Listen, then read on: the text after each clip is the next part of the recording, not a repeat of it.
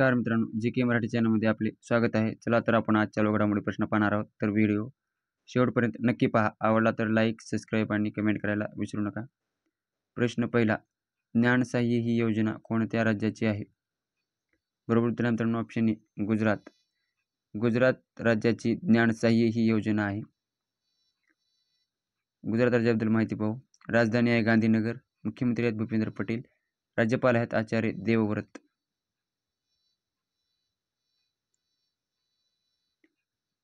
प्रश्न दुसरा, देशातील पहिले पाणबुडी पर्यटन केंद्र कोणत्या राज्यात उभारले जाणार आहे?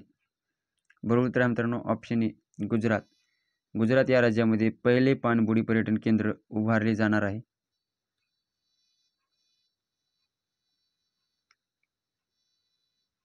देशातील प्रथम घटना पाहू आपण. देशातील पहिला nano liquid DAP plant Gujarat या राज्यामध्ये आहे. देशातील पहिले नौदल शौर्य संग्रहालय उत्तर प्रदेश राज्यामध्ये आहे. पहिला उभा पवन बोगदा हिमाचल प्रदेश राज्यामध्ये आहे.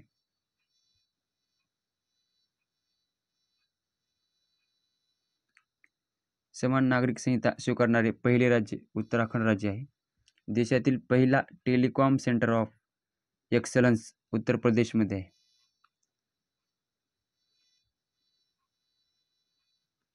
प्रश्न तिसरा, केंद्रीय अर्थसंकल्प कधी सादर केला जातो? बरोबर उत्तर आहे मित्रांनो ऑप्शन ए 1 फेब्रुवारी रोजी केंद्रीय अर्थसंकल्प सादर केला जातो. केंद्रीय अर्थसंकल्प 2024 निर्मला सीतारामन यांनी सादर केला. निर्मला सीतारामन या सलग 6व्यांदा अर्थसंकल्प सादर केला आहे.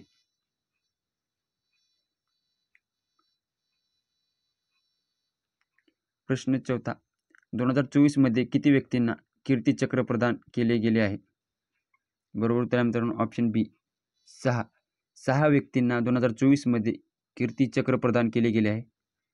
कोणाकोणाला प्रदान केले आहे ते आपण पाहू. मेजर दिग्विजय सिंह रावत यांना कीर्तीचक्र देण्यात आलं आहे. दीपेंद्र विक्रम, पवन यादव,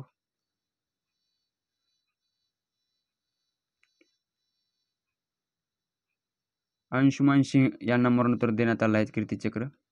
अब्दुल माजिद यांना पण मरणोपरांत देण्यात आला आहे व पवन कुमार यांना मरणोपरांत देण्यात आहे. प्रश्न चौथा, 2024 मध्ये किती व्यक्तींना कीर्तीचक्र प्रदान केले गेले आहे? बरोबर उत्तर आहे मित्रांनो ऑप्शन बी 6 व्यक्तींना कीर्तीचक्र प्रदान केले गेले आहे. त्यातील 3 व्यक्तींना मरणोपरांत कीर्तीचक्र प्रदान केले गेले आहे. कोणाकोणाला दिले गेले आहे ते पाहू आपण. मेजर दिग्विजय सिंह रावत, दीपेंद्र विक्रम, पवन यादव,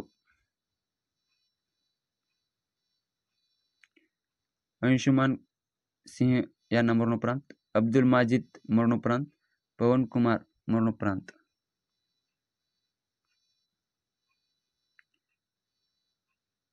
देशातील पहिला IIT सॅटेलाइट कॅम्पस कुठे होणार आहे? बरोबर उत्तर मित्रांनो ऑप्शन बी उज्जैन.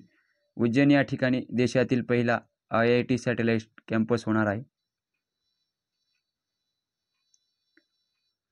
प्रश्न 6, दरवर्षी कोणता दिवस जागतिक पाणथळ दिवस म्हणून साजरा केला जातो?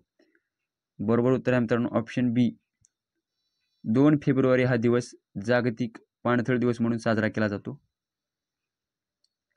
आपण इतर काही दिवसे पाहू. 2 फेब्रुवारी हा जागतिक पाणथळ दिवस दिन म्हणून साजरा केला जातो. 4 फेब्रुवारी हा जागतिक कर्करोग दिन म्हणून साजरा केला जातो. 5 फेब्रुवारी हा जागतिक मौखिक आरोग्य दिन. 10 फेब्रुवारी हा जागतिक डाळ दिन.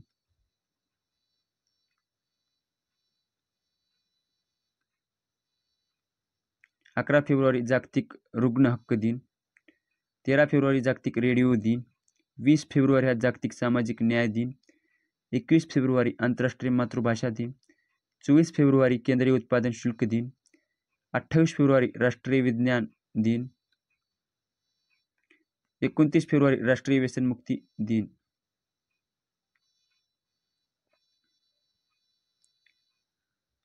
प्रश्न 7, महाराष्ट्र राज्यात जळगाव जिल्ह्यात अमळनेर येथे कितवे अखिल भारतीय मराठी साहित्य संमेलन आयोजित करण्यात आले आहे?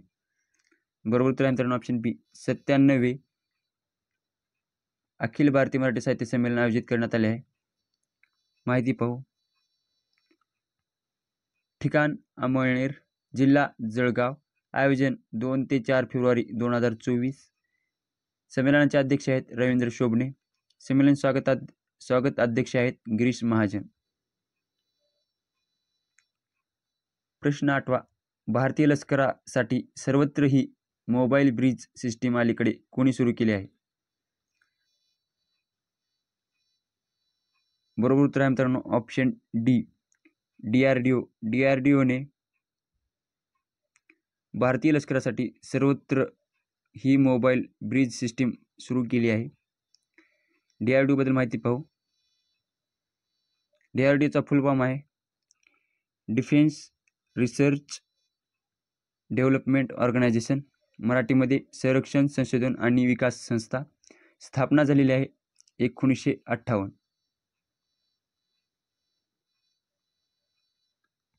प्रश्न 9वा. उत्तर भारतातील पहिली मानवी DNA बँक कोठे स्थापन केली जाईल? बरोबर उत्तर आहे मित्रांनो ऑप्शन बी बनारस हिंदू विद्यापीठ या ठिकाणी उत्तर भारतातील पहिली DNA बँक स्थापन केली जाईल. बनारस हिंदू विद्यापीठाची स्थापना 1916. ठिकाण वाराणसी, उत्तर प्रदेश.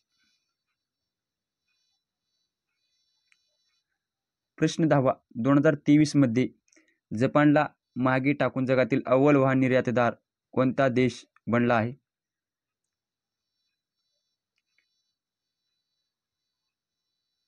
बरोबर उत्तर आहे मित्रांनो ऑप्शन डी चीन हा देश जपानला मागे टाकून जगातील अव्वल वाहन निर्यातदार देश बनला आहे. चीनची राजधानी आहे बीजिंग. चलन आहे रेनमिन बी.